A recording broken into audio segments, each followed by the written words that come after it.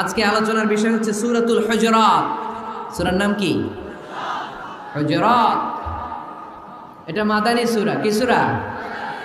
এটা কোরআনের 49 নম্বর সূরা। কত নম্বর সূরা? এই সূরায় মোট আয়াত আছে 18টি। কয়টি? এবার আমি প্রশ্ন করব, উত্তর দেন। এই সূরায় মোট আয়াত সংখ্যা কয়টি? 18টি। এটি কোরআনের কততম সূরা? 49তম সূরা। আর সূরাটা মাক্কি সূরা। কি সূরা? মাদানী সূরা। এই সূরাটাকে বলা হয় সামাজিক রীতিনীতির সূরা। সোশ্যাল নর্মস শেখানো হয়েছে এই সূরায়। কেমন করে সমাজের শান্তি শৃঙ্খলার ভারসাম্য অক্ষুণ্ণ থাকবে সে ব্যাপারে এই সূরাতে আল্লাহ তাআলা কিছু দিক নির্দেশনা দিয়েছেন। আমাদের সমাজের ভারসাম্য ঠিক নাই, শান্তি নাই, সুশৃঙ্খলা নাই, শুধু মারামারি, জিঘাংসা, কিলাকিলি, হিংসা, বিদ্বেষ, বিশৃঙ্খলা। এই হিংসা, বিদ্বেষ, বিশৃঙ্খলা, মারামারির বিপরীতে সমাজের সাম্য, ভ্রাতৃত্ব, ভালোবাসা, সুশৃঙ্খলা আর ভারসাম্য কিভাবে অক্ষুণ্ণ রাখা যায় সেজন্য আল্লাহ তাআলা এই সূরার ভেতরে 10টা গাইডলাইন দিয়েছে। কয়টা? সবাই বলতে হবে কয়টা? 10টা। প্রথম গাইডলাইন হচ্ছে আল্লাহ তাআলা বলছেন, খবরদার যারা বিশ্বাসী বলে নিজেদেরকে দাবি করো, আল্লাহ আল্লাহর রাসূলের নিয়মের বা আইনের উপর দিয়ে টপকে যেও না। আল্লাহ আল্লাহ রাসূল যেটা বলেছে এটাই ফাইনাল, ঠিক কি না? রব্বুল আলামিন বলেন, ইয়া আইয়ুহাল্লাযীনা আমানু লা তুকদ্দিমু বাইনা ইয়াদাইল্লাহি ওয়া রাসূলিহি ওয়াত্তাকুল্লাহ ইন্নাল্লাহা সামিউন আলীম। পড়েন সুবহানাল্লাহ। আল্লাহ বললেন, যারা বিশ্বাসী বলে দাবি করো, খবরদার আল্লাহর দেয়া বিধান আর আমার নবীর দেয়া বিধান, এই বিধানগুলাই ফাইনাল। এই ফাইনাল কথার পরে মুমিনের কোনো কথা থাকতে পারে? আল্লাহ যেটা বলেছে, আল্লাহ রাসূল যেটা বলেছে সেটাই ফাইনাল। আওয়াজ করে বলতে হবে, সেটা কি? এটা ফাইনাল। এরপর আর নতুন কোনো কথা নাই। যখনই বলা হবে আল্লাহ বলেছে, রাসূল বলেছে, আমরা বলবো আমান্না, সামি'না ওয়া আতা'না।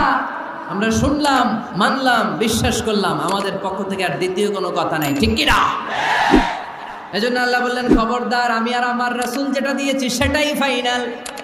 অতিরিক্ত বুঝতে যেও না, ওভার স্মার্ট সাজতে যেও না। আমি আল্লাহর দেয়া, নবীর দেয়া বিধানের সামনে অ্যাডভান্স হতে যেও না, কারণ আমি আল্লাহ আর আমার রাসূল যেই নিয়ম দিয়েছি সেটাই ফাইনাল, সেটাতেই বরকত। কোনো মুমিন বান্দাবান্দীদের কাছে যখন আল্লাহ আর আল্লাহ রাসূলের কথা বলা হয় তাদের কাছে এটাই ফাইনাল, ঠিক কি না? ওমা কানা লিমুমিনি ওয়ালা মুমিনাতিন ইযা খাদাল্লাহু ওয়া রাসূলুহু আমরান আইয়াকুনা লাহুমুল খিয়ারাতু মিন আমরিহিম। মুমিন নরনারীর কাছে যখন বলা হবে এটা আল্লাহর কথা, আল্লাহর রাসূলের কথা, এটাই ফাইনাল। এরপরে মুমিনের আর নতুন কোনো চয়েস থাকতে পারে? আল্লাহ বলেছে 5 ওয়াক্ত সালাত জামাতের সাথে আদায় করো, এটাই ফাইনাল, ঠিক কি না? আল্লাহ বলেছেন চুরি করলে চোরের হাত কেটে দাও। বিশ্বনবী জীবদ্দশায় চোরের হাত কেটে দেখিয়ে দিয়েছেন, চুরি করলে হাত কেটে দাও, এটাই ফাইনাল, ঠিক কি না? আল্লাহ নিয়ম জারি করেছেন, ও নারীরা পর্দা করে ঘর থেকে বের হও, এর উপরে কোনো কথা নাই, জোরে বলেন ঠিক কি না?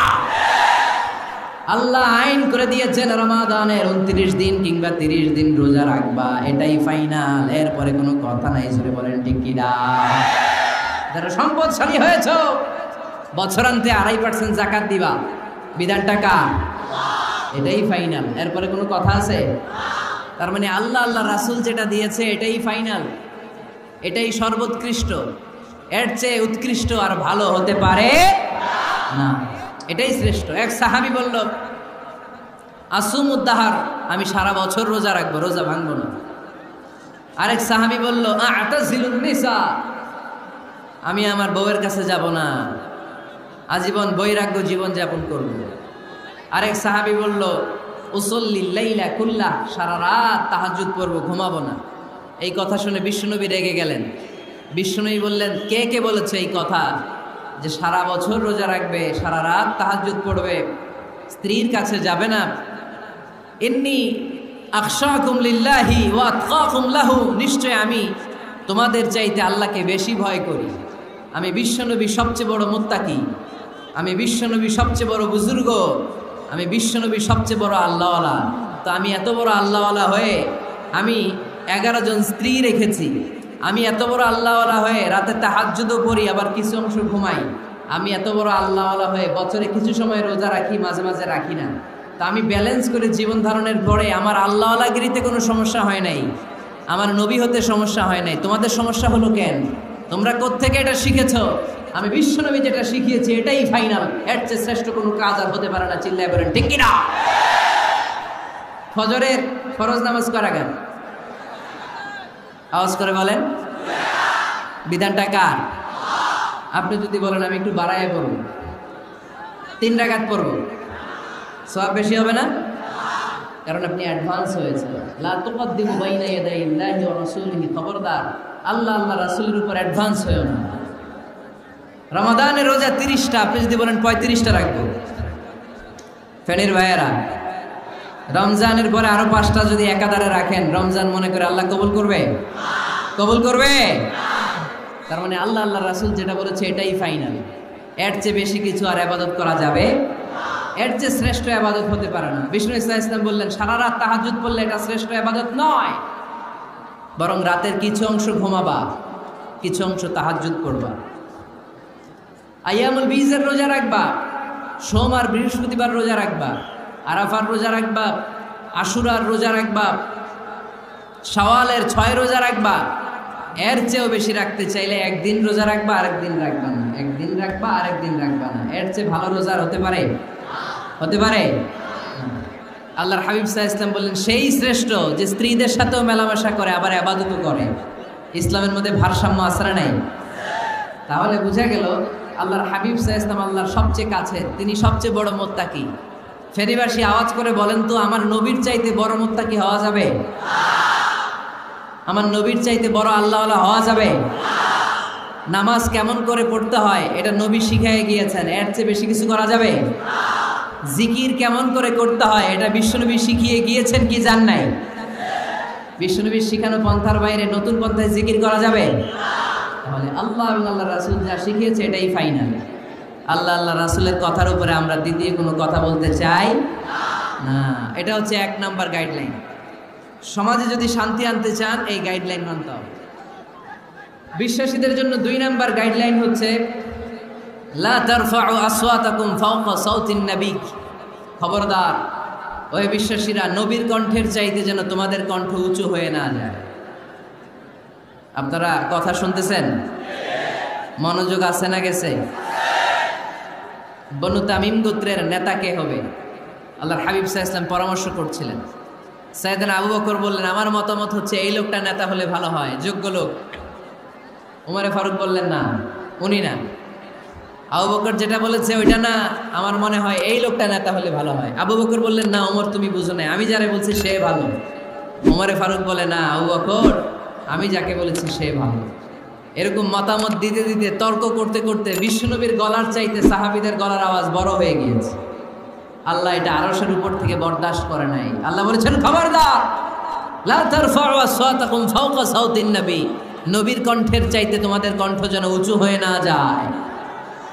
আমার নবীকে আমি তোমাদের বন্ধু বানিয়েছি, তোমাদের কাছে রেখেছি, তার মানে এই নয় যা মন চায় তাই নবীর সাথে আচরণ করবা, ঠিক কি না? কখনো যেন নবীর কণ্ঠের চাইতে কণ্ঠ উঁচু হয়ে না যায়। যদি নবীর গলার আওয়াজের চাইতে তোমাদের গলার আওয়াজ উঁচু হয়ে যায়, তোমাদের জীবনের সব নেক আমলগুলোকে আমি বাতিল করে দেব।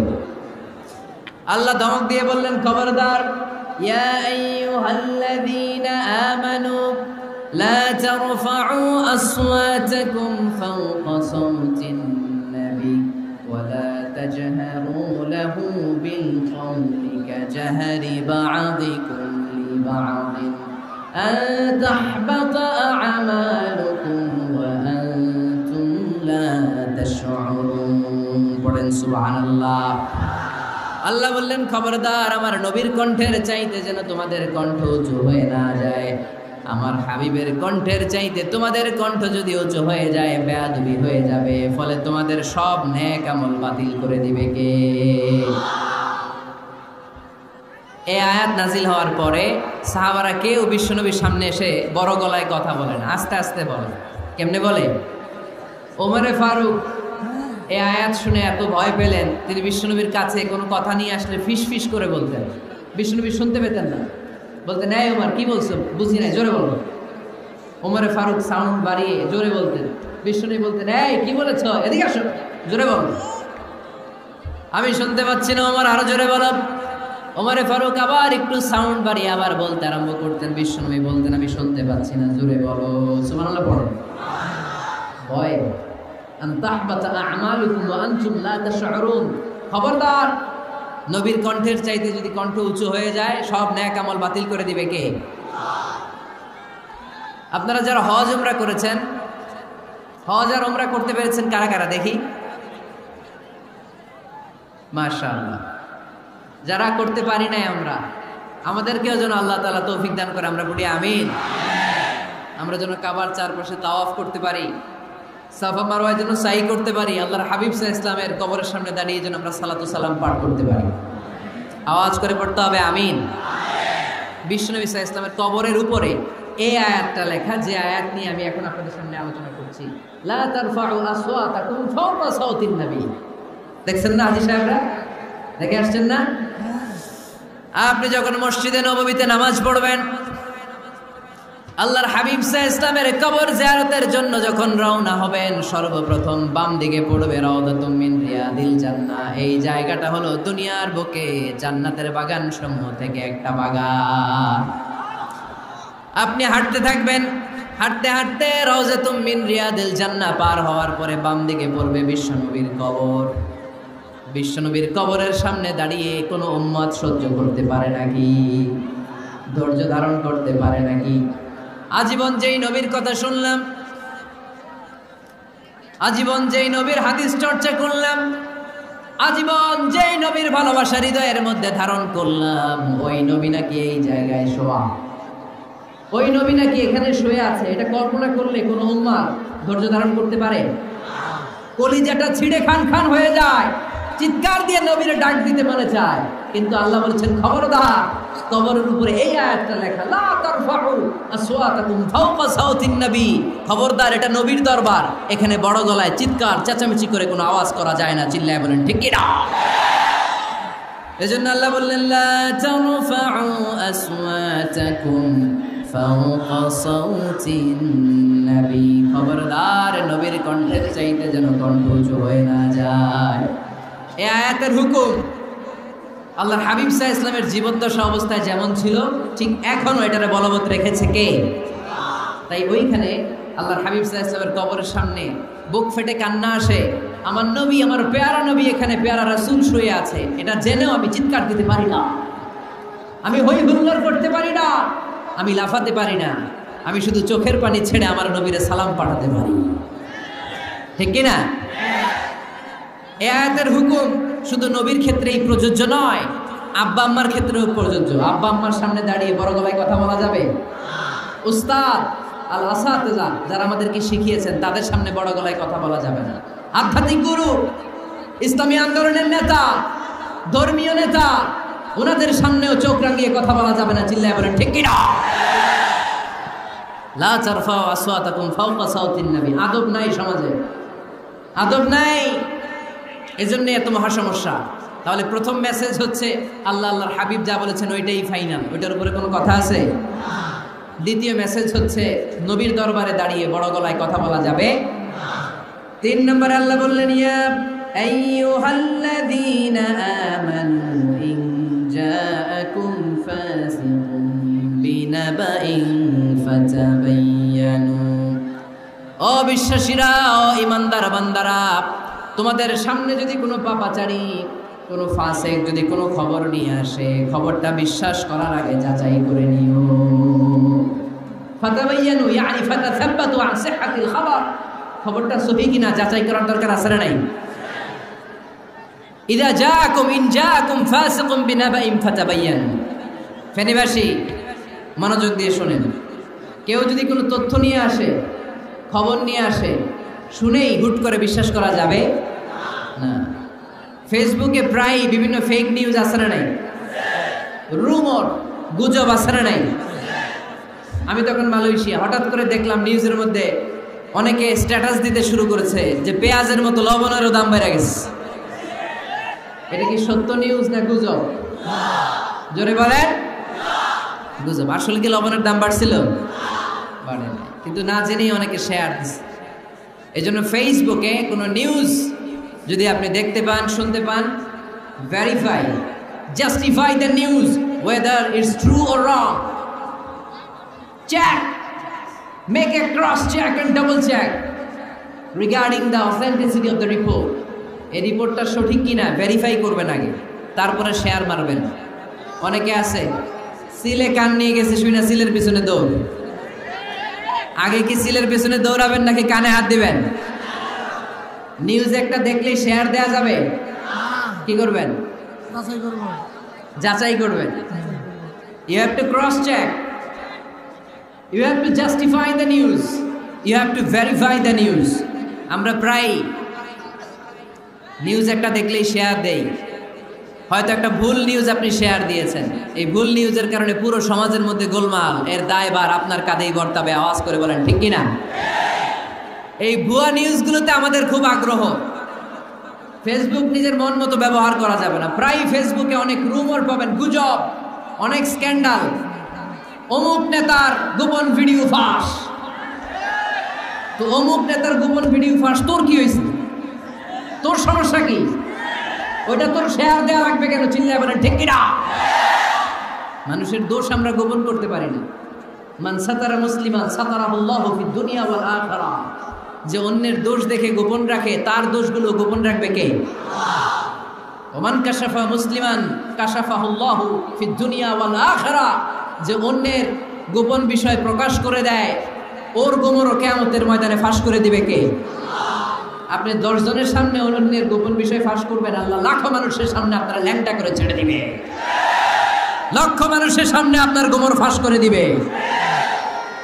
খবরদার, অন্যের পিছনে লেগে থাকেন না, অন্যের দোষ খুঁজেন না, দোষ খুঁজবেন নিজের। ইন জাআকুম ফাসিকুম বিনাবাইন ফাতাবায়্যান। মুমিন কোনো তথ্য, কোনো সংবাদ, কোনো রিপোর্ট কিংবা নিউজ শুনলেই বিশ্বাস করে না। মুমিন আগে এটাকে যাচাই করে, বাছাই করে, জাস্টিফাই করে, ভেরিফাই করে, তারপরে সে বিশ্বাস করে। ঠিক কিনা?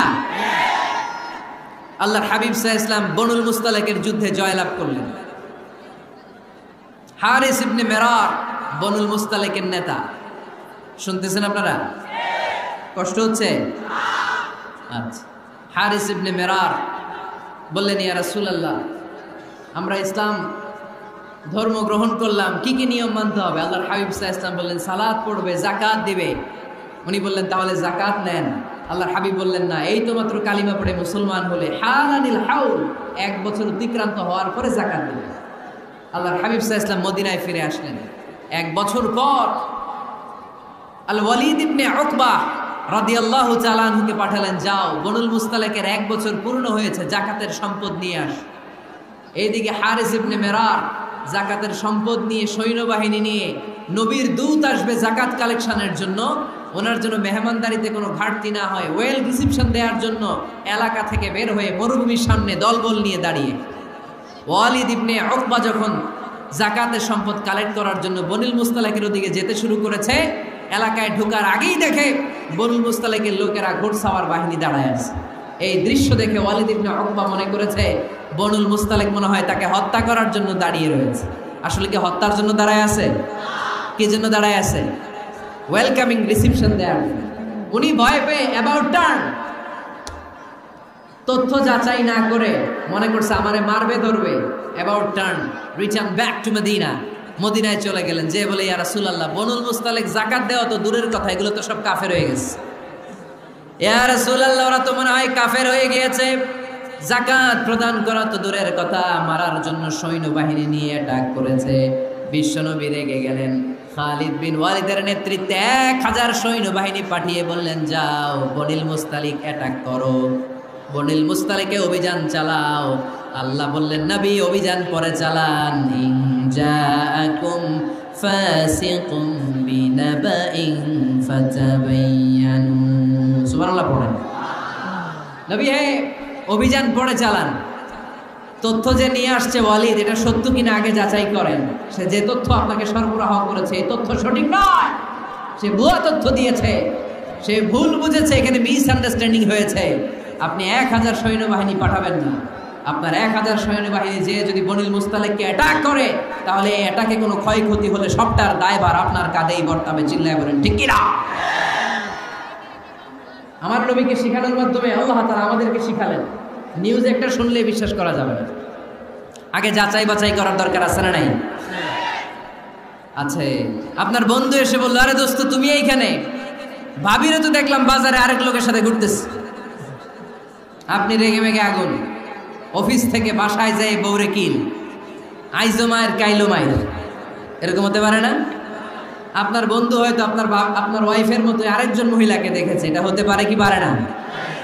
আপনার ওয়াইফকে জিজ্ঞেস করেন নাই, ক্রস চেক করেন নাই, না করে আপনি ঝগড়া মারামারি শুরু করে দিয়েছেন। এই ছোট্ট ঝগড়া থেকে বিচ্ছেদের দিকে, ডিভোর্সের দিকেও যেতে পারে, এরকম আছে না নাই?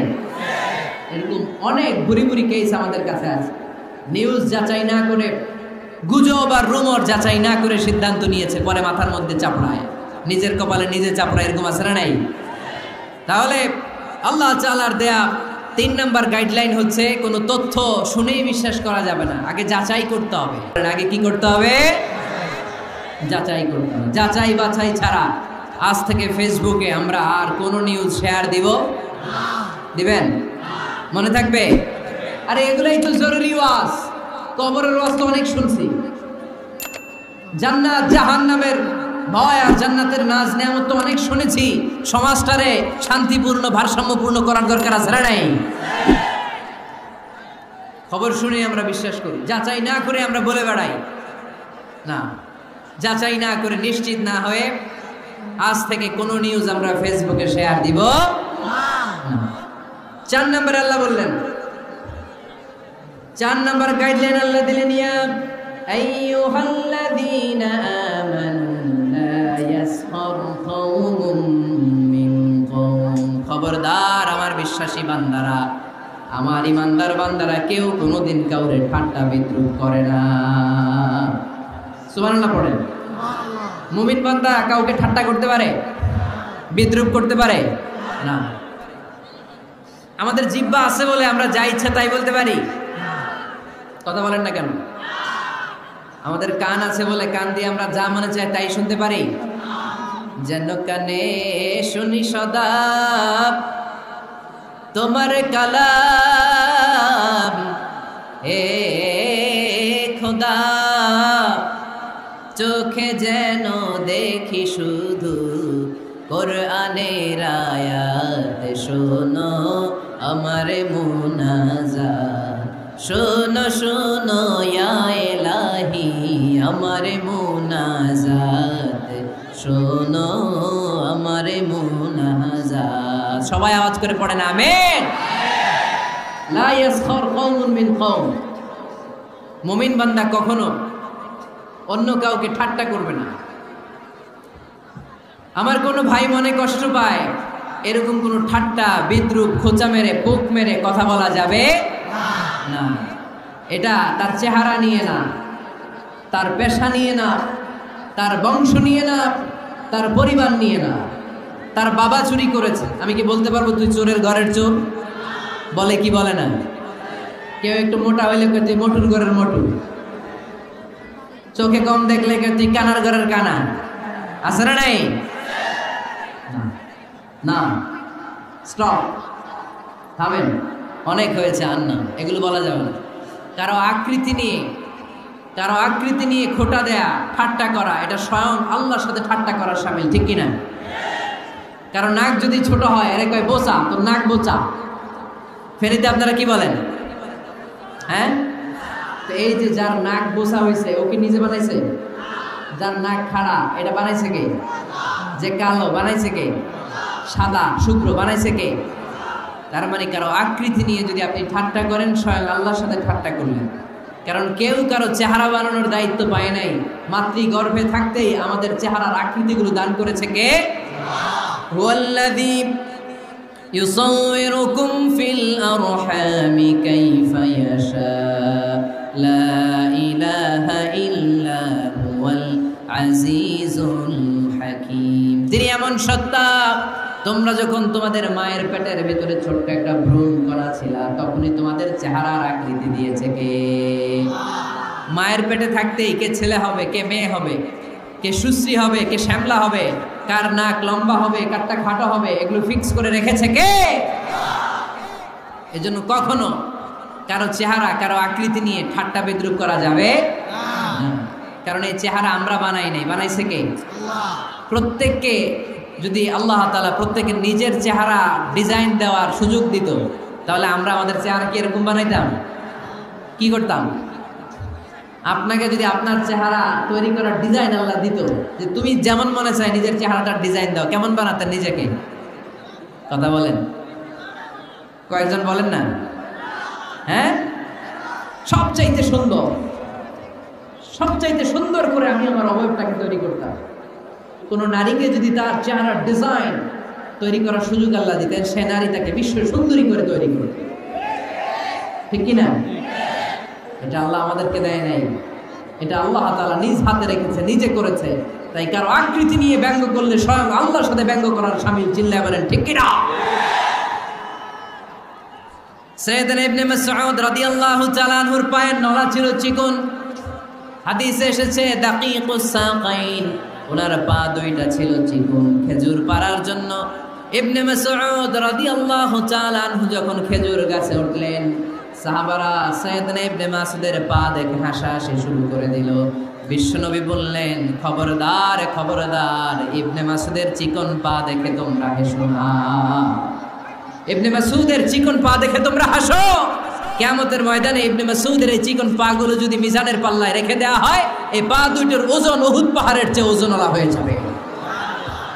এজন্য খবরদার, জিহ্বা আছে বলে যে কোনো কমেন্ট করবেন না।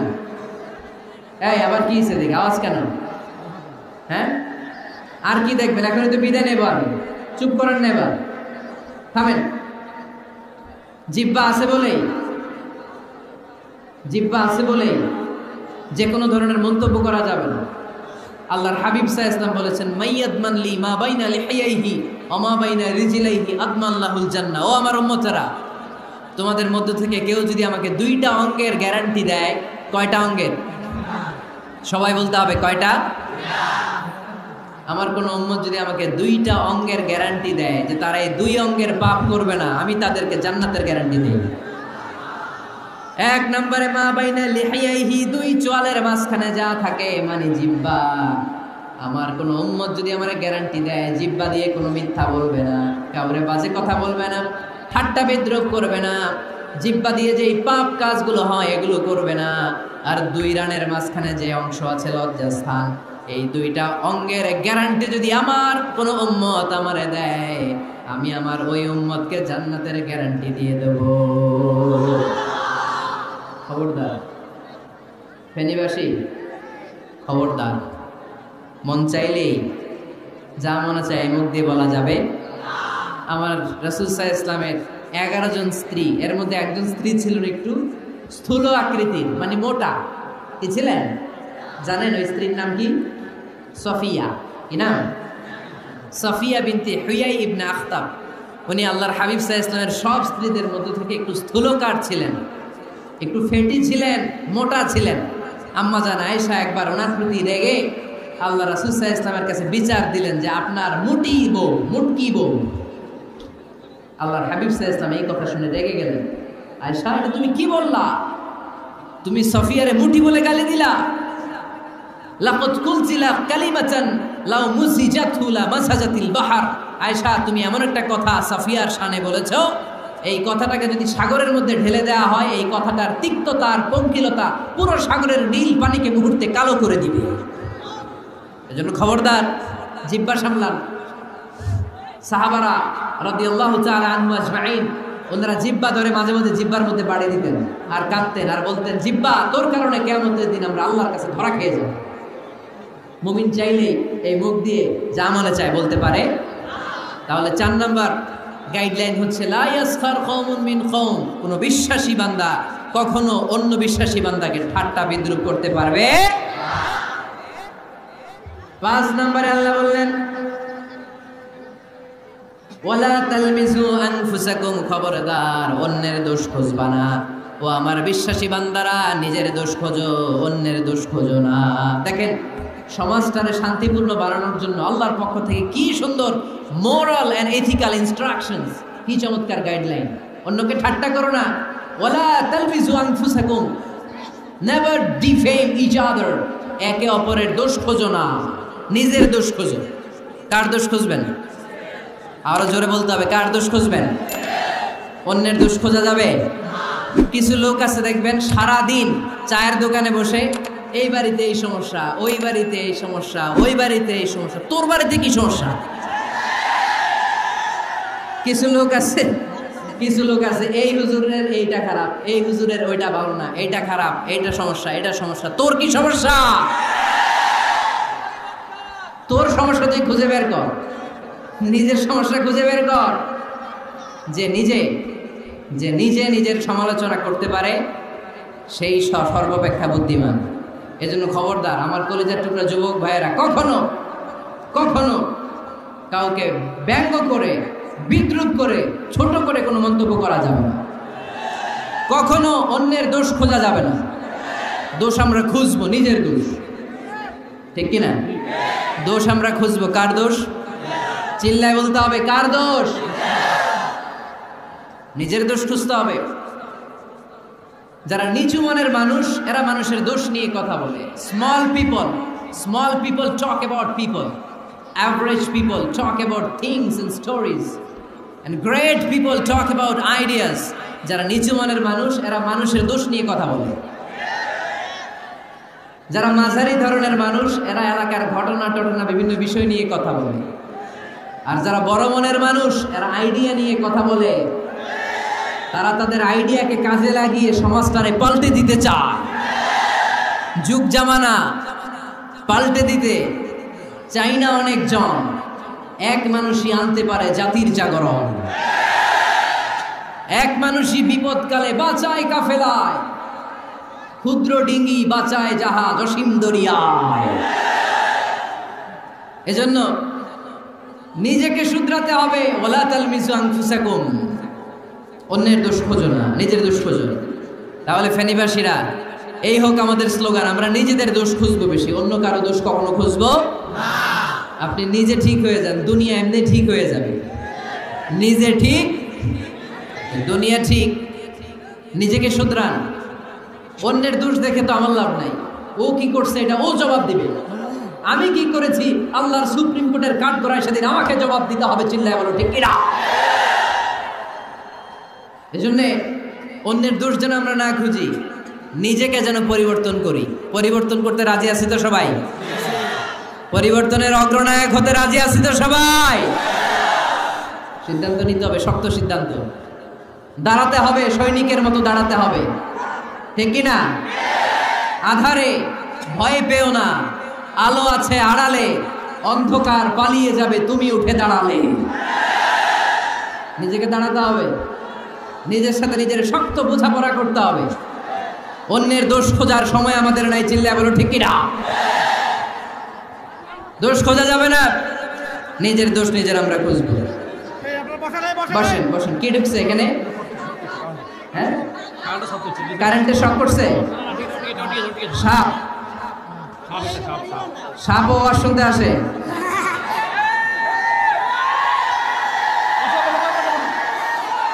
মাশাআল্লাহ।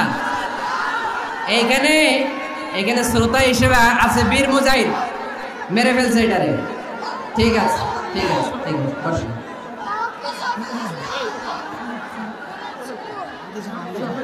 এখনো কথা বাকি, বসেন। একটা আওয়াজ হবে না, একটা আওয়াজ হবে না, আবার আওয়াজ হয় কেন? তাহলে ফেনীর ভাইয়েরা, অন্যের দোষ খুঁজবো না, নিজের দোষ খোঁজা যাবে? যাবে যাবে? ক্লান্ত হয়ে গেছেন? কষ্ট হচ্ছে? তারপরে 7 নম্বরে আল্লাহ বললেন, ওয়ালা তানাবাজু বিল আলকাব, ওয়ালা তানাবাজু বিল আলকাব। এই ছেলেরা, আমি এখনই উঠে যাব, বিদায় নিচ্ছি। বসো, বসেন ভাই, বসেন। এগুলো অনেক জরুরি কথা, মনোযোগ দিয়ে শুনেন। ওয়ালা তানাবাজু বিল আলকাব, মানুষকে মন্দ নামে ডেকো না। অনেকের নাম চেঞ্জ করে ডাকি, আছে না নাই? না, আমার কলিজার টুকরা ফেনীর ভাইয়েরা, আজ থেকে কখনো কারো নাম চেঞ্জ করে আমরা ডাকবো না। যে নামে তাকে ডাকলে সে খুশি, আমরা ওই নামে ডাকবো, পারবো তো? কারণ প্রত্যেকের নামটা প্রত্যেকের কাছে বড্ড দামি, প্রত্যেকের নামটা প্রত্যেকের কাছে বড্ড প্রিয়। আপনার নাম কি? লিটন ভাই, মাউল হক লিটন ভাই। আপনার কাছে মনে হইতে পারে আরে লিটন একটা নাম হইলো, তো কত আছে আমাদের এলাকায়। না, এলাকায় অনেক আছে ঠিক, কিন্তু লিটন ভাইয়ের কাছে লিটন নামটা খুব আদরের, যত্নের, ঠিক কিনা? আমার নাম কি? আমার নাম মিজান। আরে মিজান একটা নাম হইলো নাকি? কত নাম আছে মিজান, এলাকার সিপাই পয়রাস। এটা ঠিক, অনেক নাম আছে মিজান নামে, কিন্তু যেহেতু এটা আমার নাম, আমার কাছে এই নামটা বড় দরদের, বড় যত্নের, বড় আদরের। কারণ এই নামটা আমার পরিচয় বহন করে। ভাইয়ের নাম কি? স্বপন। স্বপন ভাই এলাকায় অনেক আছে না?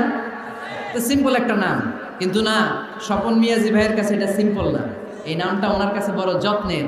মানুষ তার নাম খুব পছন্দ করে নিজের নামের, কারণ দেখবেন কাগজ আর কলম পাইলে সবাই নিজের নাম লেখে,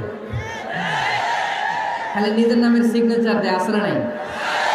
এরপরে দেখবেন যে কক্সবাজারে গেলে সাগরের তীরে বালু পাইলেই বালুর মধ্যে নিজের নাম লেখে, আবার ওই নামের পাশ দিয়ে লাভও আঁকে,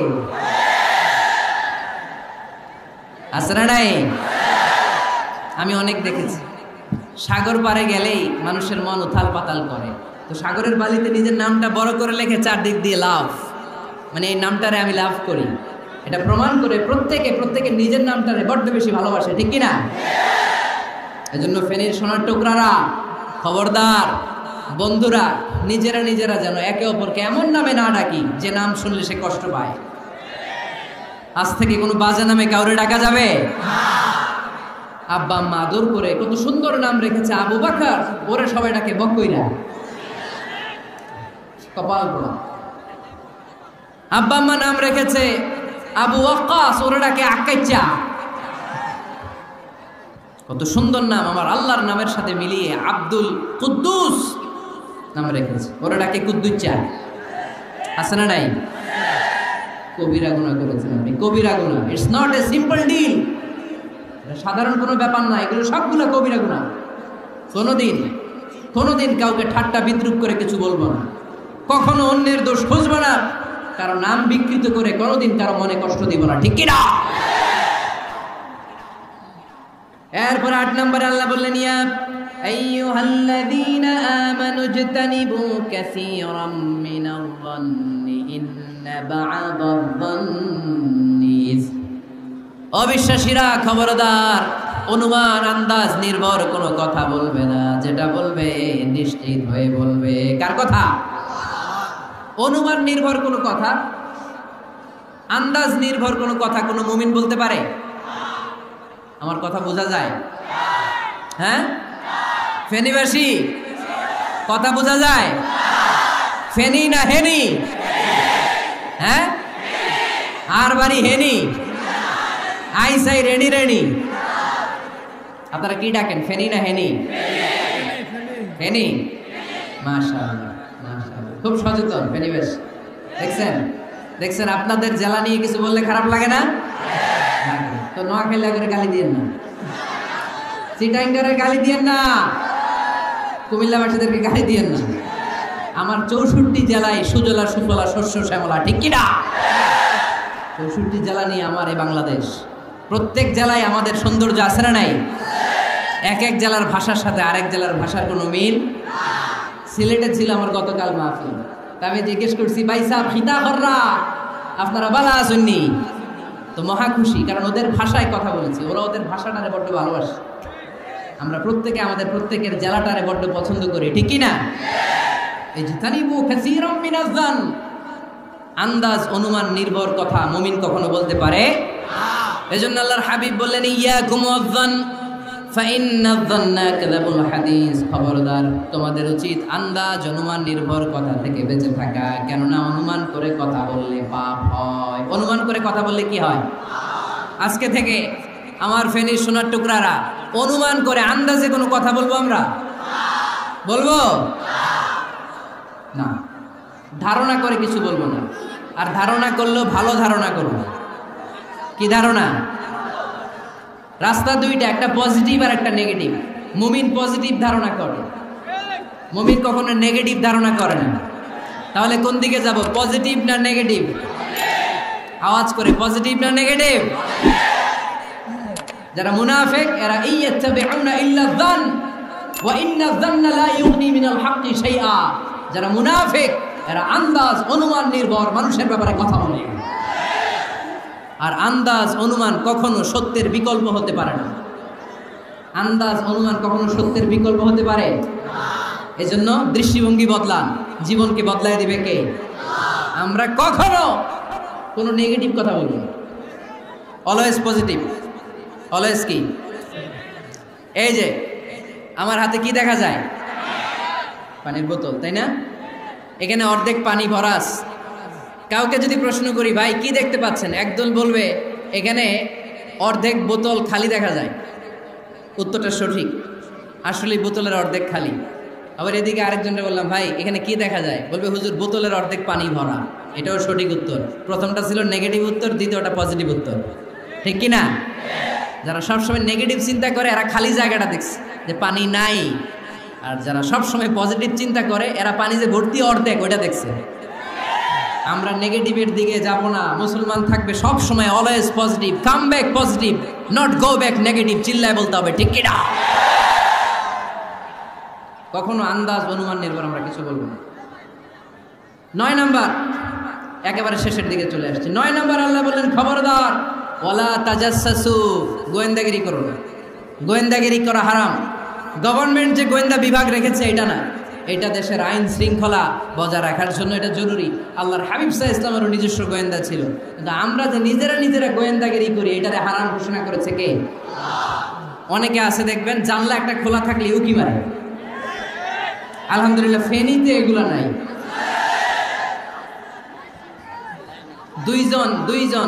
দুইজন ওদিকে কি যেন বলতেছে, উনি আড়ি পেতে কথা শুনে। আছে না নাই? ছিদ্র একটা থাকলে উকি মারে। আছে না নাই? খবরদার ওয়ালা তাজাসসু, গোয়েন্দাগিরি করো না। কখনো কোনোদিন কারো পারমিশন ছাড়া মোবাইলের গ্যালারি চেক করবেন না। কখনো কারো পারমিশন ছাড়া তার ফেসবুকের মেসেঞ্জারে কে কার সাথে চ্যাটিং করেছে এটা করা যাবে না। কখনো কারো পারমিশন ছাড়া তার মেইলের ইনবক্স খুলে দেখা যাবে না। কখনো কারো পারমিশন ছাড়া কারো ব্যক্তিগত চিঠি পড়া যাবে না। দিস ইজ ইসলাম। এটাই ইসলাম। আমরা ইসলামের শুধু নামাজ আর রোজা আর জিকির আর এই দাড়ির মধ্যে সীমাবদ্ধ করেছি।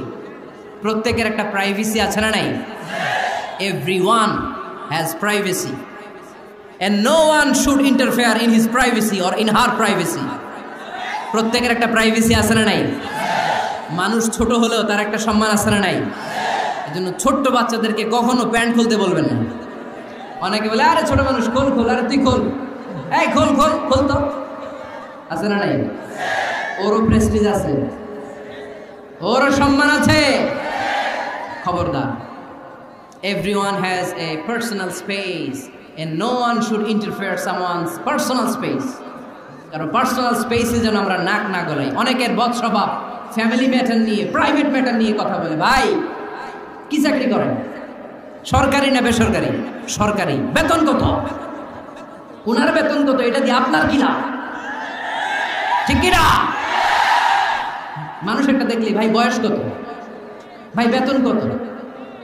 ফার্স্ট ইমপ্রেশনে, ফার্স্ট যখন আপনি কারোর সাথে দেখা করবেন, বেতন কত, বয়স কত, এগুলো জিজ্ঞেস করা যাবে? কেউ যখন কারো ঘনিষ্ঠ হয়, বন্ধুতে রূপান্তরিত হয়, তখন এই কথাগুলো। কিন্তু শুরুতেই প্রাইভেট ম্যাটার নিয়ে, পার্সোনাল ম্যাটার নিয়ে খোঁচাখুচি করা যাবে ওয়ালা তাজাসসু, গোয়েন্দাগিরি করো না। গোয়েন্দাগিরি করাকে হারাম ঘোষণা করেছে কে? শেষ কথা বলি, 10 নম্বরে আল্লাহ বললেন, 10 নম্বরে রব্বুল আলামিন বললেন, ওয়ালা ইয়াগতাব বা'দুকুম বা'দা আইয়ুহিব্বু আহাদুকুম আইয়াকুলা লাহমা আখিহি মাইতান ফাকারিহতুম। খবরদার কেউ কারো গীবত করো না। কি করো না? গীবত করো না। এই উঠতেছে কে? বসেন। এখনই কথা শেষ হবে, একসাথে উঠবো। বসেন, আমার দিকে তাকান, আওয়াজ বন্ধ করুন, একে অপরের গীবত করো না, ব্যাক বাইটিং, চুগলখড়ি। আলহামদুলিল্লাহ ফেনীতে এগুলো নাই। চায়ের দোকানে বসে এর কথা ওর কানে, ওর কথা ওর কানে বইলে সমাজে একটা গিরিঙ্গি লাগে, আছে না নাই? আল্লাহর হাবিব বললেন, আতাদরুনা মাল গীবা, গীবত কারে বলে জানো নাকি? সাহাবীরা বললেন, আল্লাহু ওয়া রাসূলুহু আ'লামু, আল্লাহ আল্লাহর রাসূল ভালো জানেন। বিশ্বনবী বললেন, যিকরুকা আখাকা বিমা ইয়াকরাহু, তোমার কোন ভাইয়ের অনুপস্থিতিতে তার ব্যাপারে এমন কোন কথা বলা যেই কথা শুনলে সে মনে কষ্ট পাবে। গীবত কারে বলে বুঝছেন? আপনার ভাইয়ের অনুপস্থিতিতে আপনার ভাইয়ের ব্যাপারে এমন কোন কথা বললেন যেটা শুনলে সে মনে কষ্ট পাবে। এক সাহাবী বললেন, আফারাইতা ইন কানা ফি আখি মা আকুল, নবী আমি আমার ভাইয়ের ব্যাপারে যেটা বলছি এটা যদি সত্যিই হয়, তার মধ্যে যদি আসলেই এই সমস্যা থাকে, তাইলে? আল্লাহর হাবিব বললেন, আরে তাইলেই তো গীবত। আর যদি তোমার ভাইয়ের মধ্যে এই দোষ না থাকে, বানায় বলো, তাহলে এটা গীবত না, গীবতের চেয়ে ভয়ঙ্কর। ফাকাত বাহাত্তাহু, এটার নাম বহতান আর মিথ্যা অপবাদ। চিল্লায় বলেন ঠিক কিনা? কোন মুমিন গীবত করতে পারে? গীবত করার মৃত ভাইয়ের পচা গোশত খাওয়ার সময় কোন মুমিন কখনো গীবত করতে পারে? এখন হালাল পন্থায় গীবত চলে আমাদের দেশে। কিভাবে জানেন? কথা শুরু করে এইভাবে, কথা বললে তো গীবত হয়ে যায়, বললে তো গীবত হয়ে যায়, তারপরেও বলি একটু, আছে না নাই? হালাল পন্থায় গীবত কি কমু ভাই জান, বললে তো গীবত হয়ে যায়। হালাল করতেছে এটা, হালাল হালাল হালাল না, বললে যদি গীবত হয়ে যায় তো বলবেন কেন? থামেন। কোন মুমিন কখনো গীবত করতে পারে? মেরাজের রাতে আল্লাহর হাবিব সাল্লাল্লাহু আলাইহি ওয়াসাল্লাম দেখলেন কিছু লোক লাহুম আযফারুম মিন নুহাস, তামার আগুন দিয়ে নখ বানানো, নখর ধারালো, ইয়াখদাশুনা বিহি উজুহাহুম ওয়া সুদুরাহুম, তারা তাদের নখ দিয়ে জাহান্নামে নিজের গালের গোশতগুলো, বুকের গোশতগুলো ছিঁড়ে ছিঁড়ে খাচ্ছে, আর তাদের ব্যথা যন্ত্রণা দেখে পুরো জাহান্নামের অন্য লোকরা থারথার করে কাঁপছে।